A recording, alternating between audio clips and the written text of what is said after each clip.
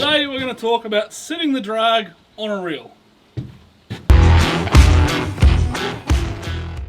Finally back in the boat, come out of lockdown today, so obviously you guys won't get this video for a little bit by the time I edit it and upload my backlog, but awesome to be able to be out again and finally be able to fish. So hopefully I'm going to smash these last couple of videos out as quick as I can, so then we can get straight into being back on the water and in the mountains and living life like we all should be.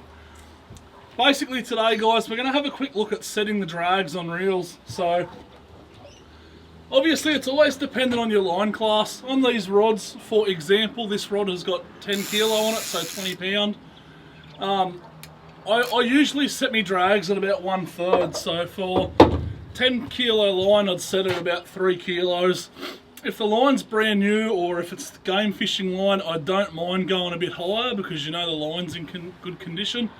So the process is pretty simple. Just grab the end of your line. I've just tied a loop in this today, and then grab some scales. Put your reel up to strike. Obviously if it's a spin reel, then you'll just adjust the spin reel to where you're comfortable with. Wind it up, and you want a nice consistent.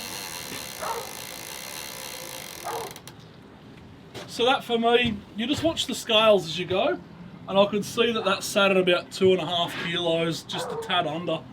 So what I'll do, I'll loosen my drag off and I'll just tighten that a little bit because I want a bit more than that. Again, still about that 2.5 kilo mark. I'll test it and then I'll check the drag, and then I'll keep doing that until I get the drag that I'm happy with. You want to keep this movement consistent. So as you can see, guys, that's the process, and it's pretty simple. Hey, there's not too much to it. Game fishing rods are the exact same. So I've got a Tiagra in the rod holder here, and it's the same. It's the same story. Running about 13 kilo of drag on this one at the moment.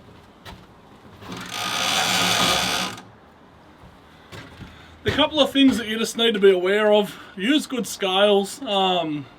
Honestly, these are pretty cheap ones, but use a set that you at least know are fairly reliable.